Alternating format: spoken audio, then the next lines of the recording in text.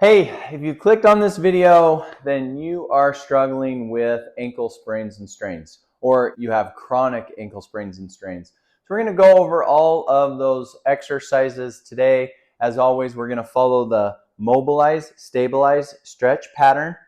And don't break rule number one. Rule number one is no pain. Now, obviously, with stretches into the ankle, you may feel a little bit of tension. I always say we really don't want to go over maybe a 3, 4 at the most on a pain scale, especially when we're doing the exercises, the stability stuff. No pain, should be very comfortable. The stretching, you may feel a little bit, but just be careful, be mindful. The ankle, again, is one of these bony areas, kind of like the wrist. See a lot of bone, not a lot of meat. It's not like up into the shoulder where we're working bigger muscles. So just be careful. It's mostly ligaments, but you do want to really strengthen this. The other thing is when we're working the ankle, we want to initiate proprioception. When you sprain your ankle, you kind of sever that tie, that neurological tie between your brain and your ankle, and that makes you more susceptible to spraining your ankle. So since that's the case, as we're doing these exercises, there's some balance things.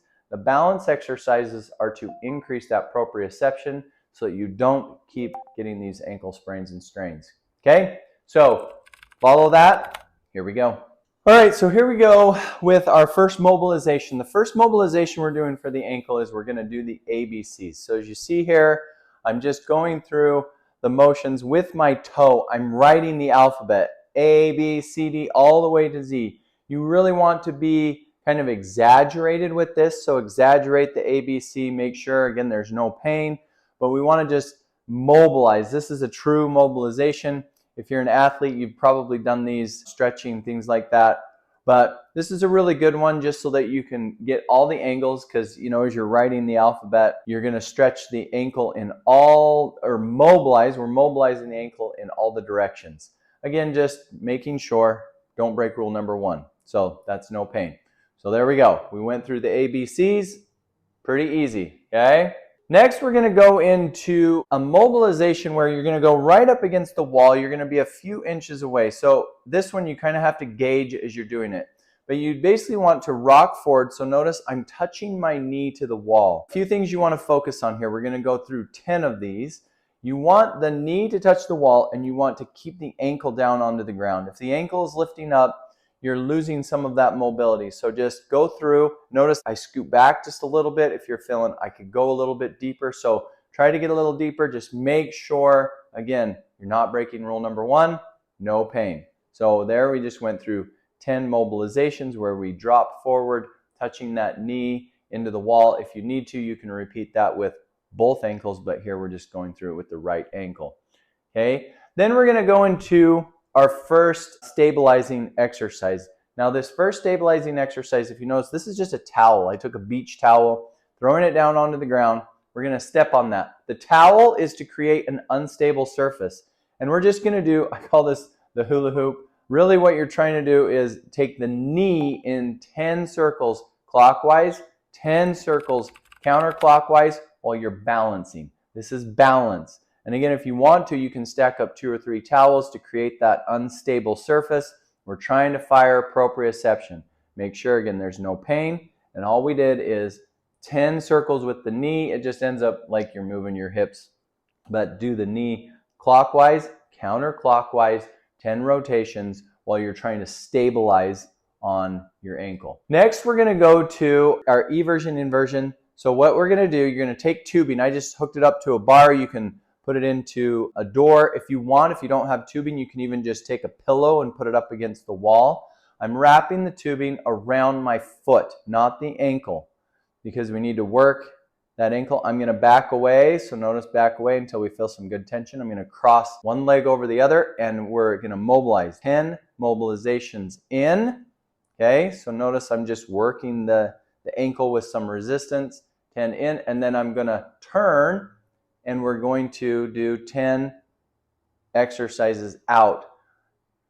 Focus again on the ankle. This is not, you don't want to work the knee or the hip, so you want to focus firing on the ankle. We're going to turn. We're going to go through 3 sets of 10 of each of these. So there's our in again, working just that abduction, we're turning in eversion or inversion. And now we're going to go with the eversion. We're going to go out, mobilizing those tendons. This should be very pain-free. This is a great exercise if you have an acute ankle sprain, because this one's really easy. It feels pretty good. If it hurts, go right up against the edge of discomfort and do little pulses. We're going to do our inside again where we cross over. We're going inside. And then we're going to go outside again. So turn your body and go outside. Should be easy, should be pain-free. 10 pulses up against the edge of discomfort or to the end range of motion. Okay, there we go. Does that all make sense? This is a good one, especially if you have tubing. And again, if you don't have tubing, put a pillow and just press your foot, contract those up against like a soft pillow. That works as well. Now, when I was doing these, I forgot to add this one. Notice I got my shoe. There's my fish socks. Okay, we're going to do a single leg calf raise. So tip the toe up and up onto the calf with a single leg. This one is a step higher. So if you have an acute ankle sprain, you're either going to throw this one out or do it with both feet at the same time, so you're giving a little more support. A single leg calf raise is actually pretty intense. Then we go into the pulses. So with a single leg, I'm only going to go through 10 full range of motion up and down, and then 10 to 15 pulses at the top range of motion. We're going to go through that once. If you're doing 2 feet, you could probably do 2 to 3 sets of 10, or if you're feeling like you want to move to the next level, you can do 2 to 3 sets of 10 with the single leg. But gauge this based upon how you're feeling. If the ankle's feeling a little weak and it's acute, I would do more a double leg calf raise, and be careful with that. If it's feeling stronger and you're to the next level, you can go all the way up to 2 or 3 rounds of the single. Okay, now we're going to go into our stretches. This one we do a lot because this is a really great stretch. The calf muscle affects the ankle, the knee. So here we're going to go into a gastrocnemius. So I'm just up against a wall, using the wall as a support. The key here is a straight leg and keep the heel down onto the ground. So we're going to hold that for, I believe I do this one for 15 seconds. So we're going to hold for 15 seconds. Now notice I point to my knee. I'm going to bend my knee slightly. Still keep the heel down to the ground. And as you bend the knee, you'll feel the stretch go from the meaty area down into the soleus, more like the Achilles tendon. We're going to hold that one for 15 seconds as well.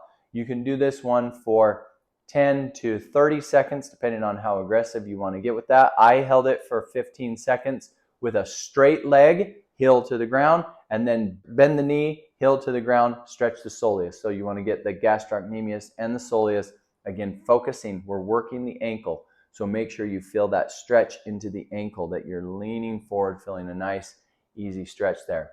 The last thing that we're going to do for our stretch here is we're going to stretch the anterior lower leg. So we're basically going to pull. Now with this one, the most commonly sprained ligament in the body is the anterior talofibular ligament. So this one you may feel a stretch into the ligament that you've sprained. Of course, depending on what you've sprained, you may feel it on all of them. So notice I'm kind of working, manually working, feeling, kind of rubbing. As I stretch, you're pulling the toe down. You'll feel the stretch all the way up into even the upper leg. So if you want to work the upper leg, but I didn't really point to it very well in the video, but like your tibialis anterior, you can see, just below the knee, you can work those.